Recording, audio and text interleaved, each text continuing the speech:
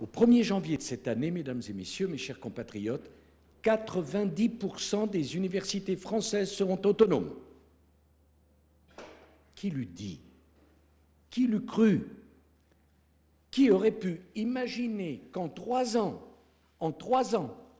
le système universitaire français, volontairement, magnifiquement, aurait évolué vers l'autonomie sans drame? Nous avons, comme Bordeaux 2 et comme l'Université de Pau et Pays de l'Adour, basculé aux responsabilités et compétences élargies au 1er janvier 2010. Nous apprenons, nous essayons de voir finalement tout ce que l'on peut tirer de cette initiative. Nous n'avons pas encore pris la décision sur la dévolution du patrimoine que certaines universités souhaitent expérimenter. Ce sera pour nous aussi un autre défi, mais nous sommes vraiment dans une dynamique de site forte en essayant d'utiliser tout ce qu'aujourd'hui, disons, l'État et les collectivités nous permettent de faire. Et comme je l'évoquais aussi tout à l'heure, avec un changement notable du comportement des grands organismes de recherche, au premier desquels le CNRS, avec lequel on travaille en totale harmonie aujourd'hui pour faire ensemble une recherche de très haut niveau. Disons qu'on voit une dynamique qui est extrêmement nette au niveau de la prise d'autonomie au sein de l'Université de Bordeaux 1, avec un certain nombre de capacités d'embauche, de sélection de grands chercheurs étrangers qui n'étaient pas possibles auparavant. Et on voit aussi un partenariat qui se renforce de manière très forte, en particulier avec le Centre national de la recherche scientifique. Il y a 2 éléments très concrets dans la LRU qui sont à nos yeux importants. C'est la globalisation du budget, c'est-à-dire de pouvoir opérer des fongibilités qui nous permettent de mettre des moyens sur des projets dont nous sommes convenus et que nous voulons privilégier.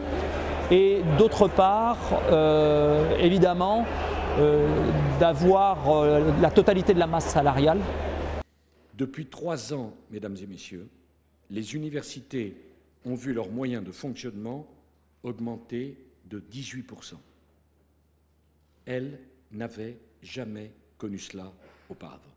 J'ajoute que le programme du grand emprunt, 35 milliards d'euros, nous consacrerons sur ces 35 milliards, à la suite des travaux remarquablement présidés par Alain Juppé et Michel Rocard, 22 milliards pour la recherche et pour l'université.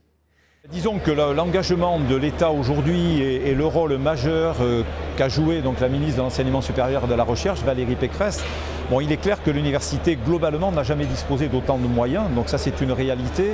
Aujourd'hui on s'en rend compte, par exemple par l'opération Campus, on s'en rend compte par les budgets que l'on a obtenus. Nous souhaitons bien évidemment faire partie des 8 ou 10 sites d'initiative d'excellence. Donc ces moyens sont une réalité, c'est à nous après à les utiliser au mieux et à nous en servir pour que finalement on fasse avancer l'université. Notre objectif premier étant les étudiants. On est là pour former des étudiants, pour bien les former, pour qu'ils puissent trouver un emploi à la sortie. Et je crois qu'aujourd'hui, les universités ont une mission majeure à ce niveau-là.